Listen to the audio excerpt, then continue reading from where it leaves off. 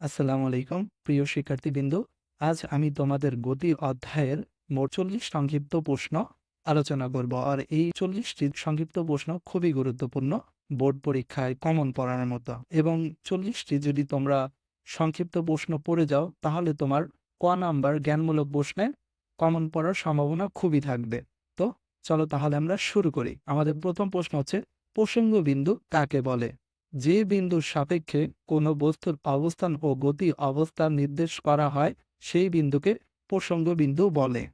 আচ্ছা, এরপর আমাদের দ্বিতীয় প্রশ্ন হচ্ছে, প্রসঙ্গ কাঠামো কাকে বলে? যে ধীর ব্যবস্থার সাপেক্ষে কোনো বস্তুর গতি বর্ণনা করা হয় তাকে প্রসঙ্গ কাঠামো বলে। আর এই প্রশ্নটা কিন্তু ঢাকা বোর্ড 2016 সালে এসেছিল। এরপরে আমাদের তৃতীয় প্রশ্ন হচ্ছে, স্থিতি কাকে বলে? সময়ের পরিবর্তনের সাথে কোনো বস্তুর পারিপার্শ্বিক সাপেক্ষে অবস্থানের পরিবর্তন ঘটে না, তখন এর অবস্থাকে স্থিতি বলে। গতি কাকে বলে বা গতি কি? পরিপার্শ্বের সাপেক্ষে সময়ের সাথে কোনো বস্তুর অবস্থানের পরিবর্তন করার ঘটনাই গতি। পরম গতি কি? পরম পরম স্থিতিশীল প্রসঙ্গ বস্তুর সাপেক্ষে কোনো বস্তুর গতিকে পরম গতি বলে। চলন গতি কাকে বলে? কোনো বস্তুর যদি এমন ভাবে চলতে থাকে যাতে করে বস্তুর সকল কণা একই সময়ে একই দিকে সমান দূরত্ব অতিক্রম করে, তাহলে বস্তুর ওই গতিকে চলন গতি বলে। এরপরের প্রশ্ন হচ্ছে, ঘূর্ণন গতি কাকে বলে? একটি বস্তু যদি একটি নির্দিষ্ট বিন্দু থেকে সম দূরত্বে থেকে বৃত্তাকার পথে ঘুরতে থাকে তাহলে তার গতিকে ঘূর্ণন গতি বলে। সূর্যের চারিদিকে পৃথিবীর গতি কোন ধরনের গতি? সূর্যের চারিদিকে পৃথিবীর গতি পর্যায়বৃত্ত গতি। স্পন্দন গতি কাকে বলে?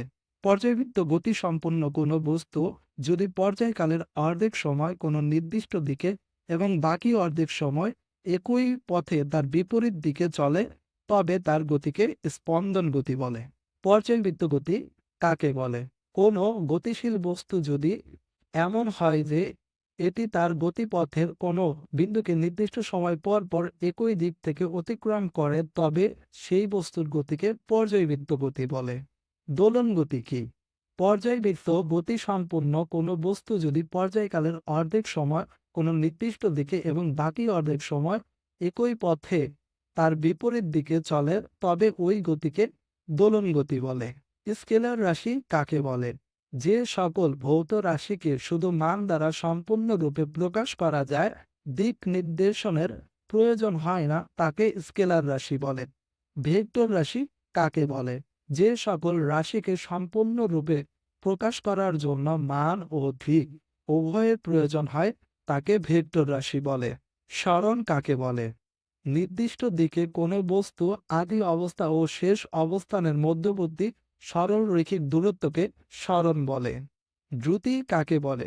কোনো নির্দিষ্ট একক সময়ে যে কোনো দিকে অতিক্রান্ত দূরত্বকে দ্রুতি বলে। বেগ কাকে বলে? কোনো বস্তুর একক সময়ে নির্দিষ্ট দিকে অতিক্রান্ত দূরত্বকে বেগ বলে। তাৎক্ষণিক দ্রুতি কি? কোনো গতিশীল বস্তুর কোনো একটি বিশেষ মুহূর্তের দ্রুতিকে বস্তুটির তাৎক্ষণিক দ্রুতি বলে। মন্দন কি? সময়ের সাথে কোনো বস্তুর বেগ হ্রাসের হারকে মন্দন বলে। এটিও খুবই গুরুত্বপূর্ণ প্রশ্ন। এটি যশোর বোর্ড 2023, মাদ্রাসা বোর্ড 2021 এবং সকল বোর্ড 2018-তেও এসেছিল। এরপরের প্রশ্ন খুবই গুরুত্বপূর্ণ, সেটা হচ্ছে, ত্বরণ কাকে বলে? এইটা খুবই ইম্পর্টেন্ট। এইটা অনেকগুলো বোর্ডে এসেছে। Rajshahi board, Dinajpur board, Sylhet board, আরো অনেকগুলো বোর্ডে এসেছে। আর এটা খুবই ইম্পর্টেন্ট এই দ্বিতীয় অধ্যায়ের জন্য। তো ত্বরণ কাকে বলে? এটার উত্তর হচ্ছে, সময়ের সাথে কোনো বস্তুর বেগ পরিবর্তনের হারকে ত্বরণ বলে। ত্বরণের একক লেখো। ত্বরণের একক এটাও খুবই গুরুত্বপূর্ণ। আর ত্বরণের একক হচ্ছে মিটার পার সেকেন্ড স্কয়ার। তাৎক্ষণিক বেগ কি? গতিশীল কোনো বস্তুর ক্ষুদ্রাতি ক্ষুদ্র সময়ের নির্দিষ্ট দিকে সরণ ও ওই সময়ের ব্যবধানের অনুপাতকে ওই মুহূর্তের বস্তুটির তাৎক্ষণিক বেগ বলে। এরপরে 22 নম্বর প্রশ্ন হচ্ছে, সুষম দ্রুতি কাকে বলে?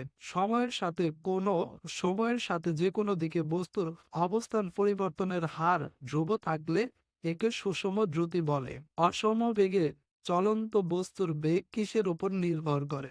অসমবেগে চলন্ত বস্তুর বেগ সরণ ও সময়ের উপর নির্ভর করে।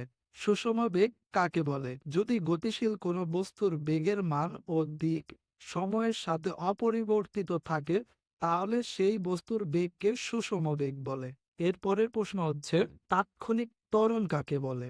কোনো বস্তুর অতি অল্প সময়ের ব্যবধানে অসম বেগের পরিবর্তনের হারই ওই সময়ে তাৎক্ষণিক ত্বরণ। এরপরের প্রশ্ন কোন প্রকার ত্বরণ কার্যকর থাকার কারণে বস্তুর বেগ হ্রাস পায়?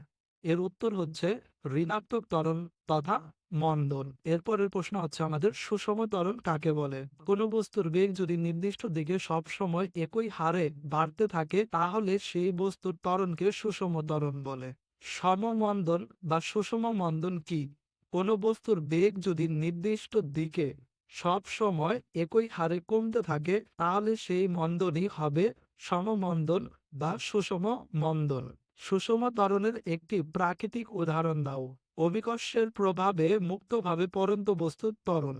এবং আমাদের 30 নম্বর প্রশ্নটি হচ্ছে অভিকর্ষ ত্বরণ কাকে বলে? অভিকর্ষ বলের প্রভাবে ভূপৃষ্ঠে মুক্তভাবে পড়ন্ত বস্তুর বেগ বৃদ্ধির হারকে অভিকর্ষ ত্বরণ বলে। প্রশ্ন হচ্ছে গতির একটি সমীকরণ লেখো। তো এটা কিন্তু যশোর বোর্ড 2021 সালে এসেছিল। আর গতির সমীকরণ হচ্ছে এর সমান সমান ইউটি প্লাস হাফ এটি স্কয়ার। এরপরের প্রশ্ন হচ্ছে পরন্ত বস্তুর সূত্র কয়টি? পরন্ত বস্তুর সূত্র 3টি।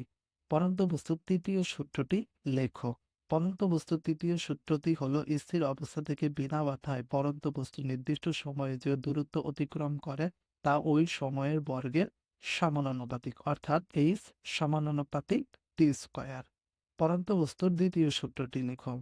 স্থির অবস্থা থেকে বিনা বাধায় পরন্ত বস্তু নির্দিষ্ট সময়ে প্রাপ্ত বেগ ওই সময়ের সমানুপাতিক, অর্থাৎ ভি সমানুপাতিক পি।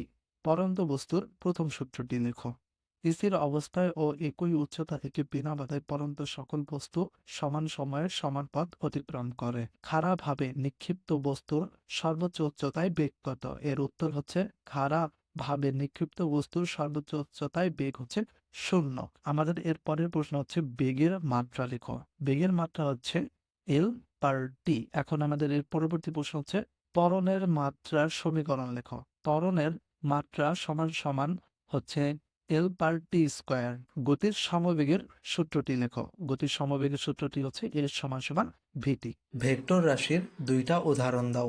উত্তর ত্বরণ ও বেগ। হয়ে গেল আমাদের মোট 40টি প্রশ্ন। ইনশাল্লাহ এই 40টি প্রশ্ন থেকে বোর্ড পরীক্ষায় জ্ঞানমূলক প্রশ্নটা অবশ্যই ইনশাল্লাহ কমন পড়বেই।